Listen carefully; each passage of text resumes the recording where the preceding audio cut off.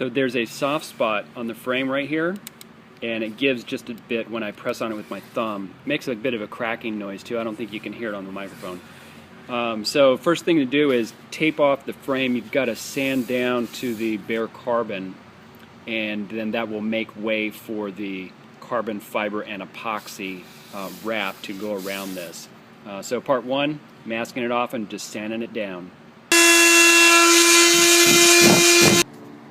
Actually with a pretty heavy grit paper, because even if it's a little bit abrasive at this point, I think that's fine because it will help the epoxy adhere to the frame. And then after the epoxy goes down, I can sand it a little smoother.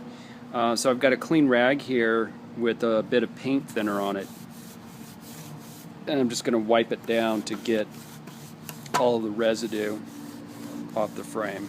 Just follow the instructions on your epoxy. The epoxy I've got is 2 parts resin, 1 part hardener, and I'm actually going to weigh it using a digital scale. So I've got a little jar here that's all clean, and I'll tear the jar. It's already torn, and then just put in the right amount. Mix it up. It's got to mix for about 2 minutes, and then there's 25 minutes working time before the stuff hardens up. Here we go. So I have put a couple of layers of carbon on there. The way I did it is I had my little jar of epoxy, and I used a clean paintbrush, put a layer on the frame, a layer of epoxy on the frame just to make it sticky, and then I took a layer of carbon, this roll right here, and I cut enough to wrap around it twice.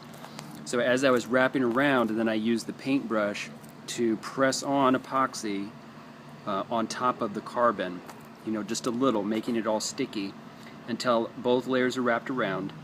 And then I trimmed any carbon so the seam ended on the down tube, on the underside here. And then I put a liberal coating of epoxy all over the top of everything.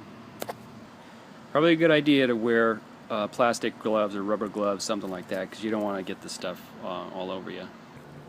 Alright, so this frame has now dried for about 3 days, and I don't know if you can see it all that well. There's even some little some of the ends of the fiber are still sticking out and real kind of sharp, so there's a bit of texture on it.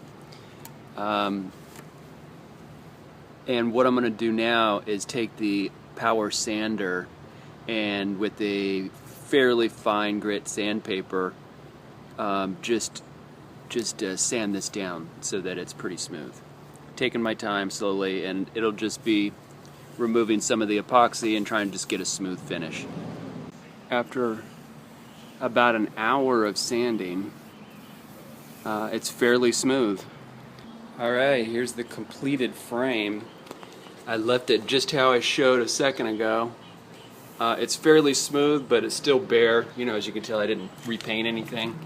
And you can see the sanding area up here, but from a distance it's a little hard to tell. And I think if I kind of just painted that black up there, it would be all good. But, like I said, this is a rain bike, so it's going to be good enough.